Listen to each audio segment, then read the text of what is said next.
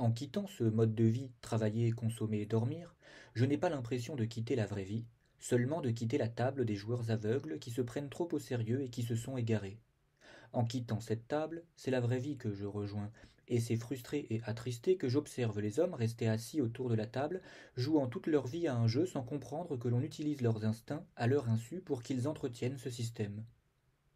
En effet, la peur naturelle et instinctive du manque de nourriture, du concurrent, de l'inconnu, du prédateur, de la catastrophe, du changement, bref, de tout ce que les instincts interprètent, à juste titre, comme de l'insécurité et donc comme un danger potentiellement mortel,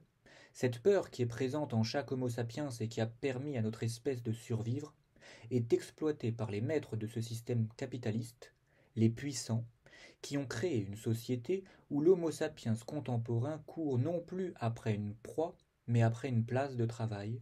après les derniers gadgets et l'argent qui lui permettra de se les acheter.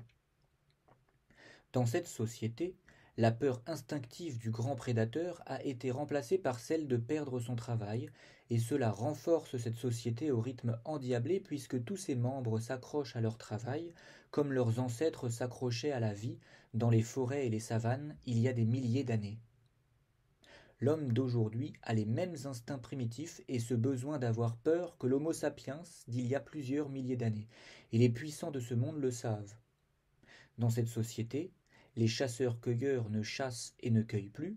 ils travaillent et consomment. On utilise leurs instincts de façon à ce qu'ils courent après tout ce que l'on aura voulu qu'ils courent, en leur créant des besoins non nécessaires. Vêtements de marque et téléphones dernier cri, fast-food, parfums, etc. Et ces pauvres hommes n'ont même pas le temps de méditer sur tout cela, sur eux-mêmes et leur propre nature. Ils sont pris dans cette course infernale et sont esclaves à leur insu d'une société qui utilise leurs instincts, leur moi aveugle programmé pour survivre et se reproduire. Le chasseur-cueilleur est donc devenu un homme qui vend son temps pour de l'argent qu'il utilise ensuite pour consommer. Il est devenu un esclave qui réclame son hamburger, ses vêtements de marque, ses gadgets, et le pire, c'est qu'il est en partie responsable de ce système, car il l'entretient avec une bravoure de soldat. Un brave et heureux soldat d'une gigantesque armée de consommateurs.